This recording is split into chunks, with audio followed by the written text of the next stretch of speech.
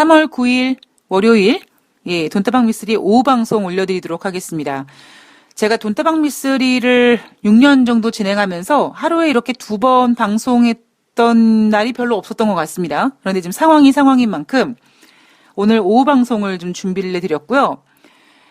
제가 3월 9일 증시를 보면서 이거 오늘 코스피 시장 100포인트 정도 빠지겠다라고 생각을 했는데 그나마 투자 동향에서 연기금의 매수가 들어오는 바람에 어찌 보면 기관이 덜 판 것처럼 보여서 그래도 100포인트의 하락은 막았습니다.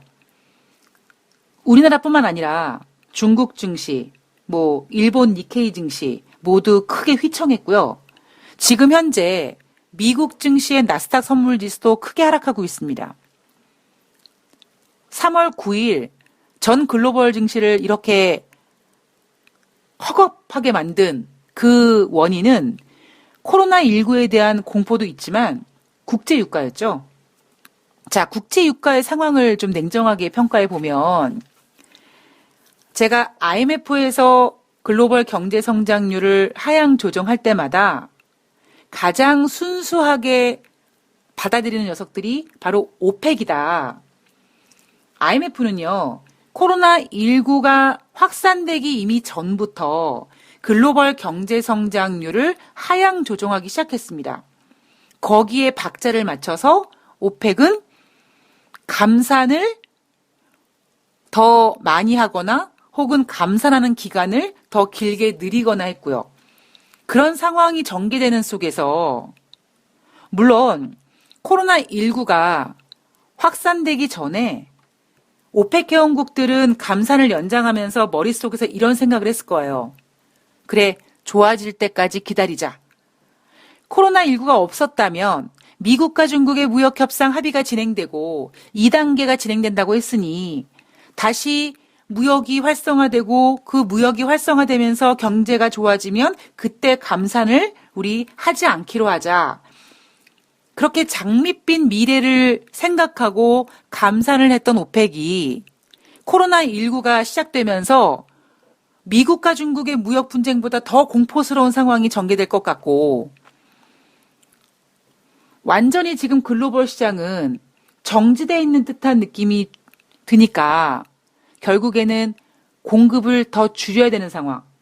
국제유가 시장의 수요가 크게 줄어들 것 같으니 그러면 국제유가가 많이 떨어질 것 같으니까 일단은 공급을 더 줄이자. 허리띠를 더 졸라매자. 그거를 주도한 게 바로 사우디아라비아입니다. 사우디는 오펙 그 기구에서 중앙은행 역할을 하고 있습니다. 그래서 이번에도 3월 5일부터 6일까지 진행되는 정례회의 때 수요가 줄어들 거니까 공급을 조절해야지. 그래서 이번에 정례회의 때 국제유가 추가 감산이 진행될 것이다. 감산과 함께 기간도 연장될 것이다. 어찌 보면 연장을 해야 될 것이다. 라는 생각이 파다했고 그 생각을 누가 했습니까? 사우디가 했거든요. 그래서 사우디가 이렇게 했잖아요. 자, 우리 감산하자. 그리고 우리 사우디가 추가적으로 40만 배럴 더 할게. 기름을 생산해서 판매하는 산유국들이 생산을 하지 않겠다라는 거는 우리 돈 안 벌겠다는 얘기잖아요. 그런데 지금 그럼에도 불구하고 산유국들이 감산을 하자고 하는 이유는 뭐냐면 생산을 해서 헐값에 파느니 우리가 조금 지금 힘들더라도 감산을 해서 국제유가 가격을 올린 다음에 그때 이제 경기가 회복되고 그러면 지금보다 좋은 가격에 팔자. 그런 생각을 하고 감산을 하게 되는 거거든요. 근데 가장 큰 문제는 뭐였냐면 러시아는 처음부터 감산에 반대했던 나라입니다. 그런데 이 오펙이라는 조직이 예전보다 영향력이 정말 약해졌어요. 탈퇴하는 국가들도 많아졌고요. 그래서 사우디 입장에서는 예전보다는 영향력이 약해졌지만 그래도 나름대로 오펙이라는 조직에 자기가 대장 역할을 하고 있으니 사우디의 주도하에 감산을 좀 진행하려고 적극적으로 대시를 했지만 먹히지 않았죠. 사우디 입장에서는요, 첫 번째 자존심에 상당히 스크래치가 갔습니다. 사우디의 말이 안 먹힌다는 얘기거든요. 그리고 제가 이번에 결렬이 되면 당장 전문가들이 국제유가 20달러 갈 거예요. 30달러 갈 거예요. 이런 얘기 나올 것이다. 하루도 안 돼서 나왔습니다. 전문가들이 벌써 유가 30달러 간다는 전망 내놨습니다. 자, 사우디가 내린 결론이 뭐냐면, 그래? 야, 그럼 우리 다 같이 죽자. 아니면 내가 다 죽여버릴 거야. 그래서 선택한 게 뭡니까? 우리 4월 달부터 하루에 1,000만 배럴씩 증산할 거야. 사우디가 1,000만 배럴씩 증산하겠다는 얘기는요, 다 죽자는 얘기거든요. 그러면 어떤 분들께서, 아니, 사우디가 그렇게 1,000만 배럴씩 증산하면 자기네들도 힘들 텐데 왜 사우디가 그런 카드를 냈습니까? 라고 궁금해 하실 수 있는데요. 이 전쟁의 법칙에서 내가 빼앗기 위해서 먼저 내어주어라는 말이 있습니다. 즉, 사우디가 이번에 우리 4월 달부터 1,000만 배럴씩 증산할 거야 라고 이렇게 엄포를 놓는 순간 3월 5일부터 6일까지 진행됐던 회의에서 우리 감산하지 않을 거라고 개겼던 러시아를 비롯한 비오펙 회원국들이 깨갱하고 꼴을 내릴 겁니다. 즉, 예전보단 허접하지만 다시 사우디는 오펙 회원국들과 나름대로 비오펙 회원국들의 어떤 군기를 잡기 위해서 가오를 좀 잡은 거고요.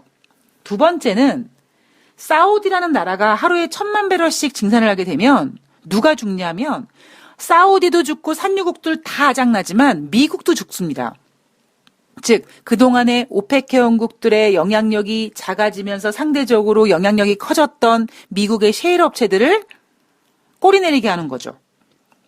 그래서 당장은 사우디도 힘들겠지만 사우디가 야 4월 달부터 우리 1,000만 배럴씩 증산하자 이 얘기를 할 때 얼마나 뼈가 무너지고 근육이 찢어지는 고통을 느끼면서 그런 얘기를 했겠습니까? 그러나 어쩔 수 없이 사우디가 그런 결정을 내려야지만 그렇게까지 해야지만 뭔가 군기를 잡을 수 있고 뭔가 판도를 좀 교통정리시킬 수 있기 때문에 어쩔 수 없이 선택한 방법인 거죠.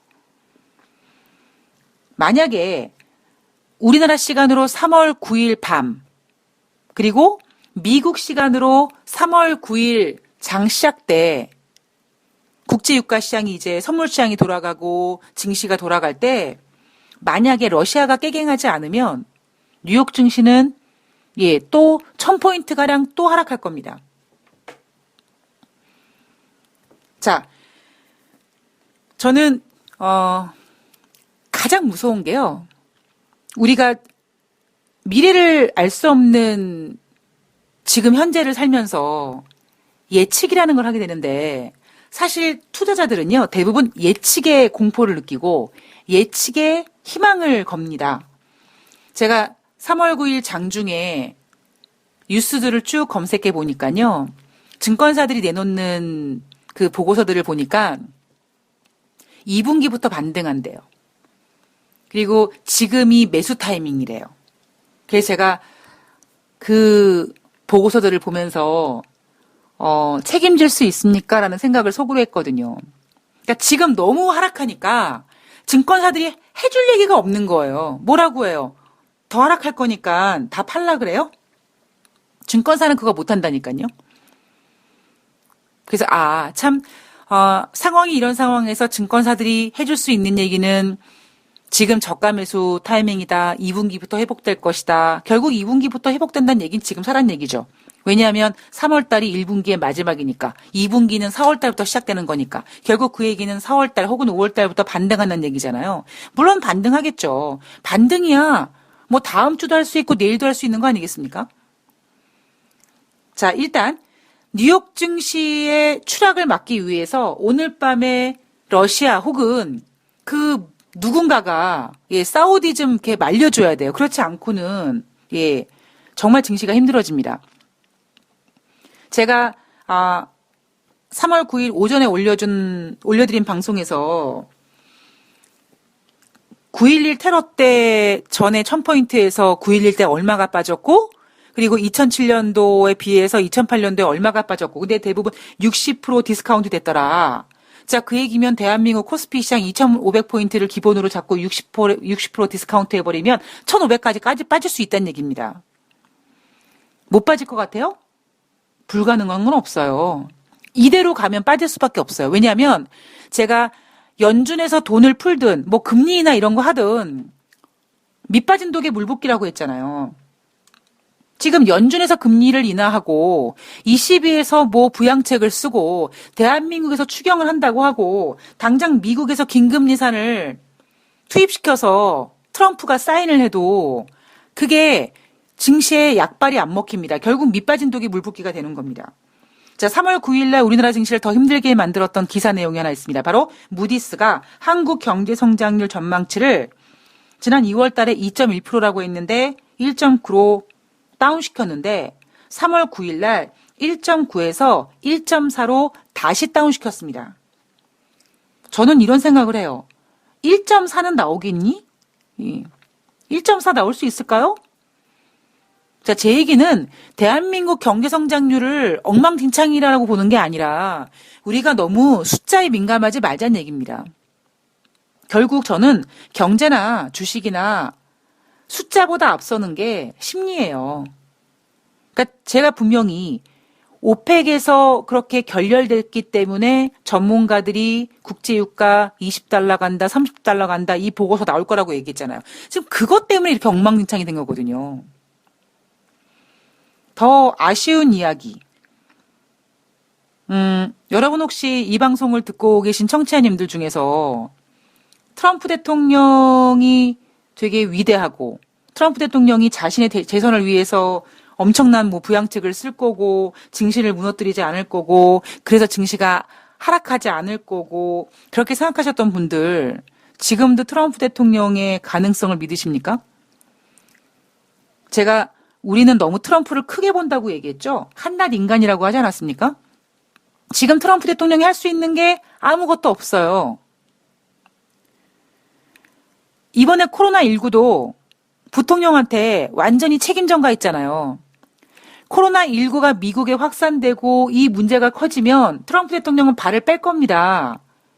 나 그거 펜스 부통령에게 전가했어. 야, 펜스 너 뭐 하는 거야? 똑바로 일 안 해?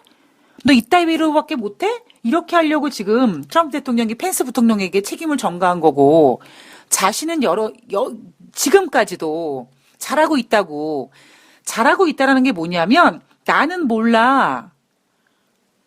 그거 잘 되고 있는 거 아니야? 그 펜스 부통령이 잘하고 있는 걸로 알고 있는데 몰라 나는 그냥 뭐 나중에 보고 하겠지 뭐 이런 느낌이거든요. 자, 트럼프 대통령 할 수 있는 게 아무것도 없어요.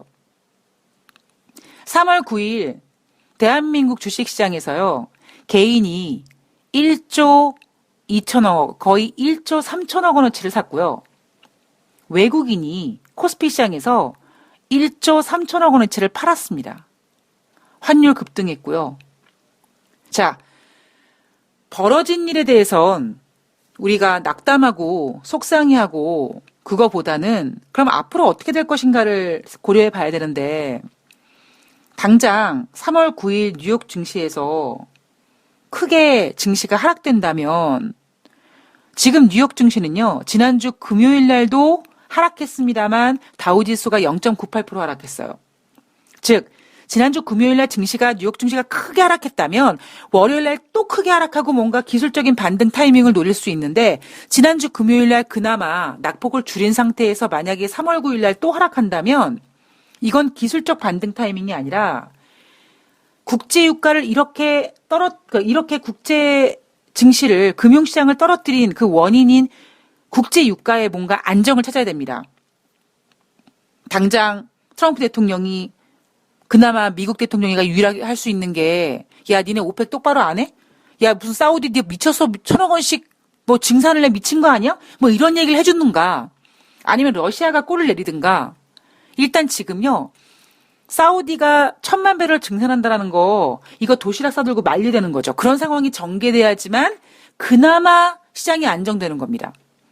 그리고 저는 개인적으로 러시아가 골을 내리든 트럼프가 압박을 하던 트럼프가 말로 압박해서 안 되면 또 사우디아라비아랑 뭔가 또 이렇게 뒤에서 또 이렇게 쿵당쿵당 하면서 뭔가 또 합의를 보겠죠.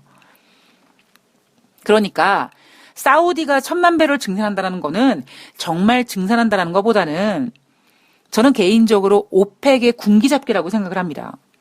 예전 같지 않거든요. 회원국들도 많이 줄었고 거기에다가 최근 들어서 입심 커진 러시아가 계속 깐죽거리거든요. 그럴 때는 뭐 해야 돼요?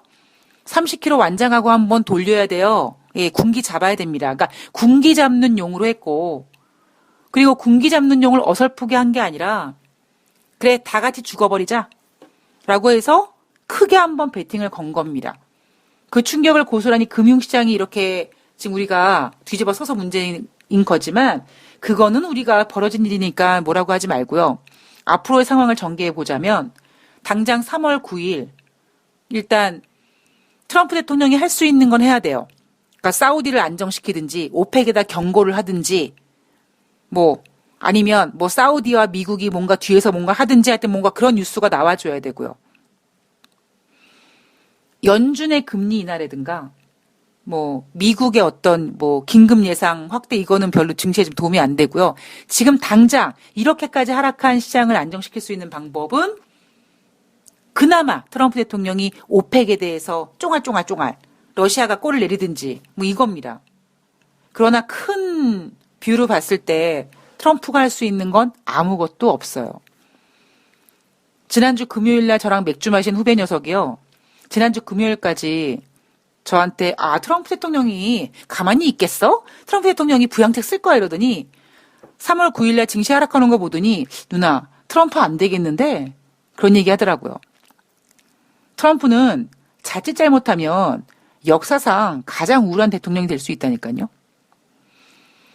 자, 미국의 미니 화요일이 있죠. 미니 화요일은 그거는 우리나라 시간으로 하루 또 시간이 지나가야 되니까 당장 오늘 3월 9일 저녁 뉴욕 증시의 상황을 좀 봤을 때 자, 일단 우리는 어떤 시나리오 갖고 있어야 되느냐.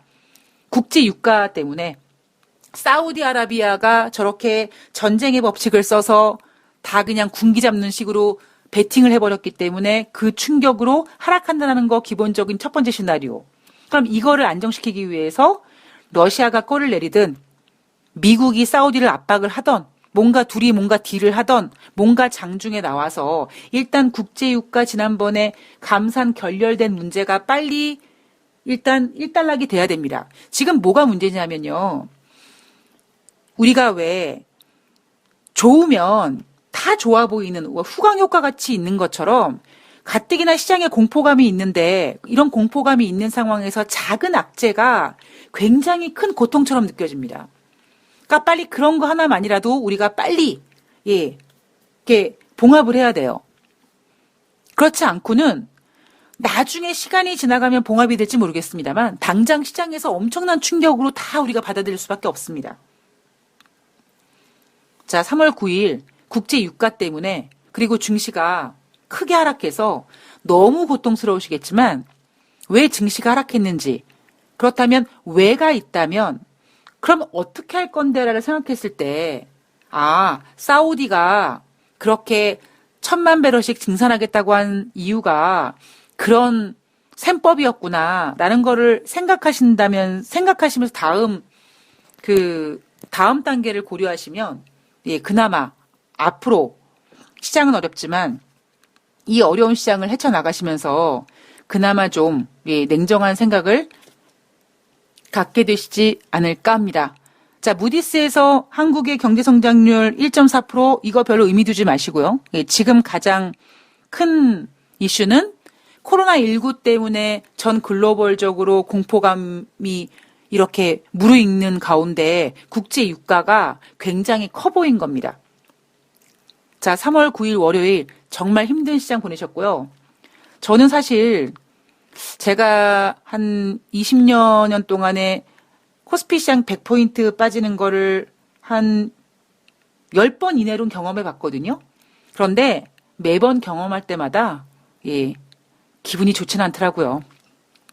그러나 또 우리는 그 어둠 속에서 또 어딘가 밝아오는 희망의 빛을 생각하는 것처럼 지금 이렇게 안 좋은 상황에서 그래 하나씩 빨리 마무리하자. 빨리 안정을 찾을 때까지 잘 버텨보자. 그리고 그 잘 버티기 위함은요. 가장 중요한 게 뭡니까? 예, 멘탈 잡는 겁니다. 자, 저는 예, 다음 방송에서 뵙도록 하겠습니다. 오늘 정말 고생하셨고요. 정말 힘든 장 견뎌내셨습니다. 예, 수고하셨습니다. 전 내일 뵙겠습니다.